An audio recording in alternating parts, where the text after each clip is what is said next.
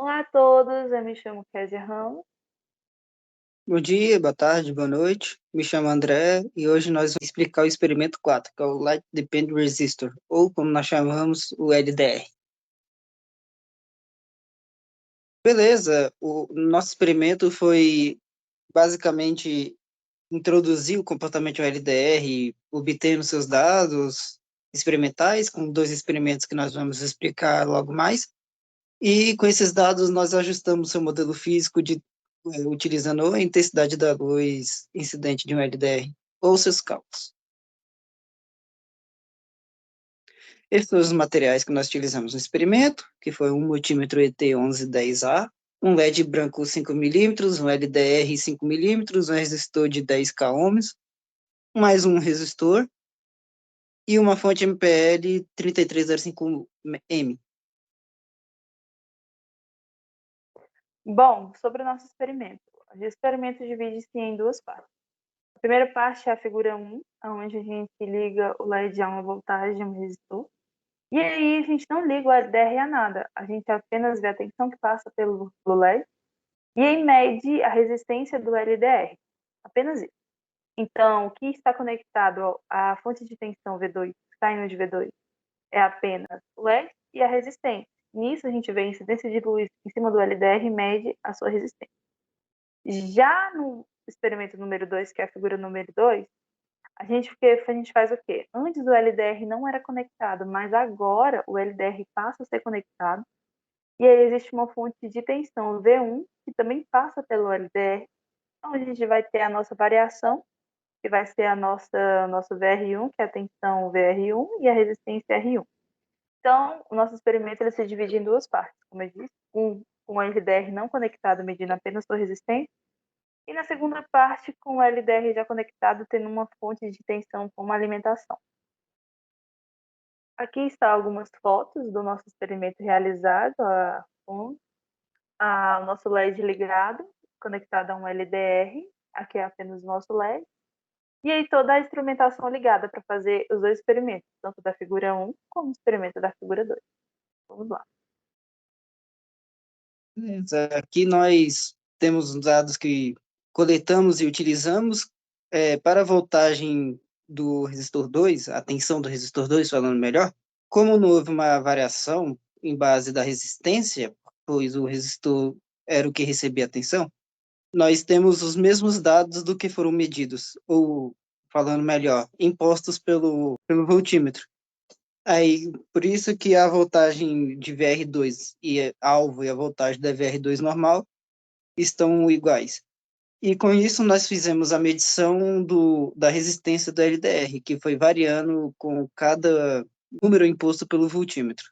Eu já esqueci de mencionar, nós já tínhamos os valores da resistência 1 e, no caso, da resistência 2, que foi 4,68 quiloohms, com variação de 0,05, e de 996 quiloohms, com variação de 0,05. Bom, a primeira parte dessa questão ela pede para você colocar os dados na tabela, o André já citou. Só que também tem uma segunda parte que começa assim: plote o gráfico de RDR, que no caso é resistência, vezes a corrente do LED, ajustando para a curva do modelo proposto no mesmo gráfico usando o programa, que é o exemplo LED LDR, né, para os métodos mínimos quadrados. O que acontece? Para a gente calcular esse gráfico, que é da resistência vezes a corrente, a gente precisa primeiro saber de onde a gente obtém as fórmulas. Então, primeiramente, a gente tem o ILED. Como vocês podem ver, o ILED é o quê? É aquele cálculo básico da lei de Ohm. Corrente é igual a tensão sobre resistência. Apenas o que a gente fez? A gente pegou os dados do IL, que é o que a gente quer achar, vezes a voltagem, que é a tensão, né, de R2, onde a gente obteve, e sobre a resistência R2, que já é dada, que a gente mede com o resistor, que é 996 quiloohm. Depois disso, a gente acha o quê? A gente acha a condutância, porque a condutância ela é o inverso da resistência. Então, é dado uma fórmula, claro que foi dado nos slides, que é a fórmula da condutância do LDR, que seria C1 sobre raiz de LED, raiz de corrente de LED, da corrente de LED mais C2. Com esse cálculo da condutância, a gente acha a resistência. Como eu disse, a condutância é ao invés da resistência. Então, a resistência do LDR é igual a 1 sobre a condutância do LDR. Isso, nós botamos o gráfico no programa e a gente tem o gráfico que é a resistência do LDR vezes a corrente do LED. Então, como vocês podem ver, a gente acha esse modelo graças à condutância. Então, a gente pega o cálculo para achar a condutância, que é C1 sobre raiz de LED mais C2. E aí coloca tudo isso sobre 1, né? Faz 1 sobre tudo isso que nós temos a nossa resistência LDR. E aqui a gente tem o ponto dos nossos métodos do mínimos quadrados, que é 0,0026861. Então, como vocês podem ver, é um gráfico que ele basicamente decresce, ele desce. Conforme vai se aumentando a resistência, né? O LED, digamos assim, vai apagando. Continuando. Beleza, aqui nós vamos pegar a segunda parte do experimento e nós medimos a tensão de R1 e a tensão de R2.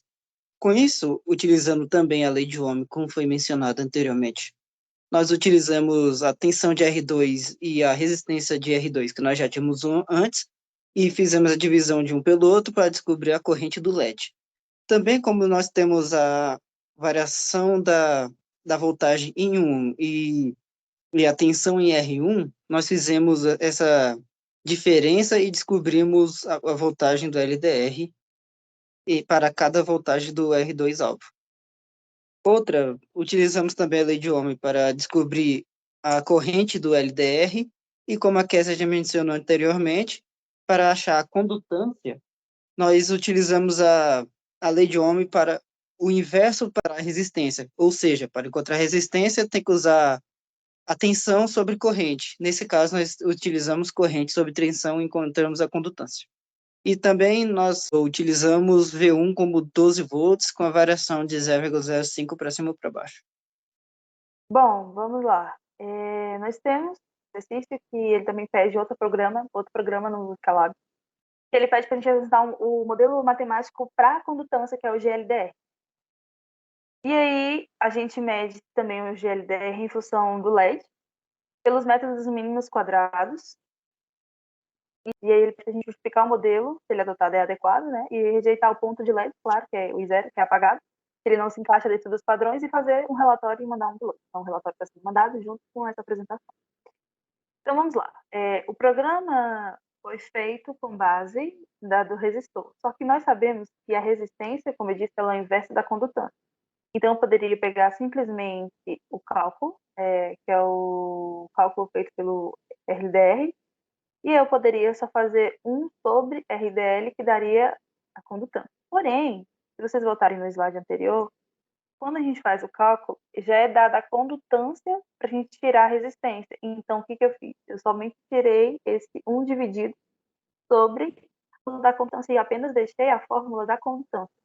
Como vocês podem ver aqui, ó, nessa parte do cálculo, a gente tem toda a descrição, quantos pontos são 6 pontos, a gente tem o VR2, dados o cálculo do LED, a gente tem também um cálculo da resistência, né, que é dado também medido.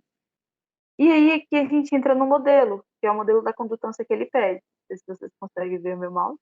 Mas aqui, ó, ele mostra justamente o que eu quero calcular, que é 1 sobre RLDR, que é o cálculo da nossa resistência para mim achar a condutância. Nisso, a gente cria todo o gráfico. E aí a gente faz toda a função justamente para achar e plotar o gráfico da condutância. Nisso também nós queremos o quê? O erro, erro quadrático médio percentual, que é o método dos mínimos quadrados, que é o erro de dado. Com isso, nós obtemos o gráfico. Como eu disse, não precisava ter aquela resistência para calcular a condutância. A gente simplesmente só tirou a parte da resistência e só deixou já calculada a condutância. Então, a gente já tinha os dados em mão. Como vocês podem ver, o gráfico ele já se mostra totalmente inverso da resistência. O que acontece? A resistência era um gráfico mais ou menos assim, ela decrescia. Esse aqui, ele cresce.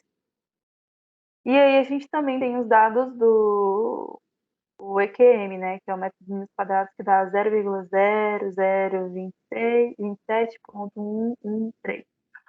O cálculo da resistência ela dava mais ou menos ali 0,0020, se não me engano, acho que era 28, alguma coisa assim, ou 26 ou 28, basicamente próximo. Então, esse ponto vai ser mais ou menos por aqui, assim. E aí vocês podem ver o modelo, que é o inverso. Então, um tá decrescendo e agora a condutância ela está aumentando. Então, está falando o quê? Que conforme a resistência decresce, a condutância aumenta. Com isso, nós temos também outra questão que ele pede, pesquisa, que era um dado de pesquisa. Encontre diferentes tipos de materiais que são utilizados para construir os LSDR, são sensíveis à luz e o seu comprimento de região que a gente tem que pesquisar era mais ou menos na faixa do infravermelho. Como são afetados em questão da temperatura e listar também para que serve as suas tecnologias, dando suas referências, é claro. Então, a gente encontrou 5 materiais que são relevantes, todos eles são usados em temperaturas ambientes, porque é na faixa do infravermelho. Alguns, é claro, podem ser usados em temperaturas mais baixas, mas vamos começar a apresentação. Primeiro, nós temos o telureto de chumbo. Bom, ele é um material semicondutor extremamente sensível à luz infravermelha, então, assim, como eu disse, todos eles são usados em temperatura ambiente, mas isso aqui também você pode usar ele em temperaturas mais baixas. E a aplicação é justamente que eles podem ser usados em sistemas de sensoramento de infravermelho, como câmeras de imagem térmica, sensores de movimento baseados em calor. Então, basicamente, a maioria deles sempre tem a mesma função de utilidade que entra na faixa do infravermelho. A gente tem um telureto de mercúrio cândido, que também é um material semicondutor na faixa espectral que abrange, então quer dizer que ele abrange mais cores, mas também abrange o infravermelho. A operação dele é muito ampla, então ele pode ser utilizado tanto em temperaturas ambientes como também temperaturas criogênicas, já que ele tem uma alta aplicação. A tecnologia que eles podem ser usadas pode ser em câmeras infravermelhas para fins militares, médicos, científicos, bem como também sistemas de visão noturna. Como você sabe, a gente costuma usar muito o infravermelho justamente para perceber o calor que sai do corpo das pessoas. A temperatura, né? O calor que é irradiado, a radiação do calor. E a gente tem uma...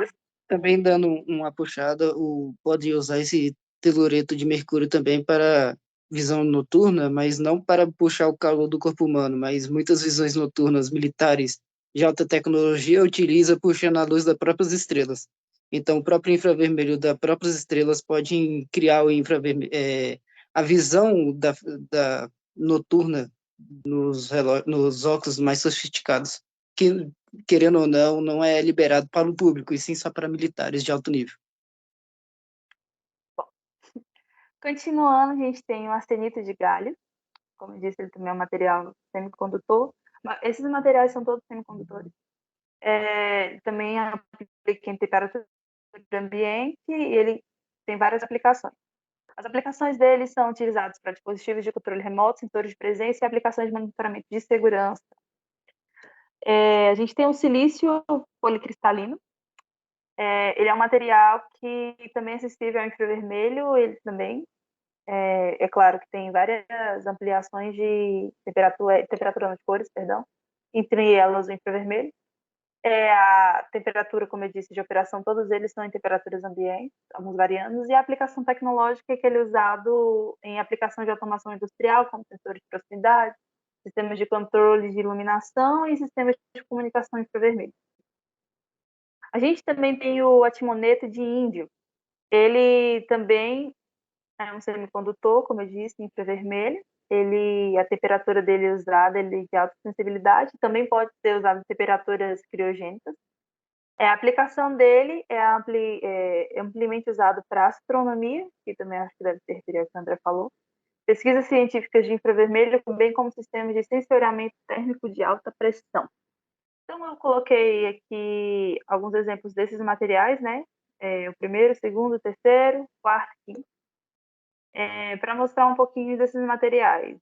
Como no estudo de física de dispositivos e materiais, a gente estuda desde a molécula, dos íons, dos átomos, e percebendo o que cada um tem suas características para ser usado futuramente, né? Com suas propriedades atribuídas para equipamentos, para coisas que o ser humano necessita, né?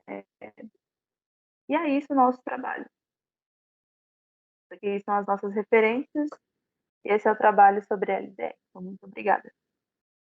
Muito obrigado e até mais.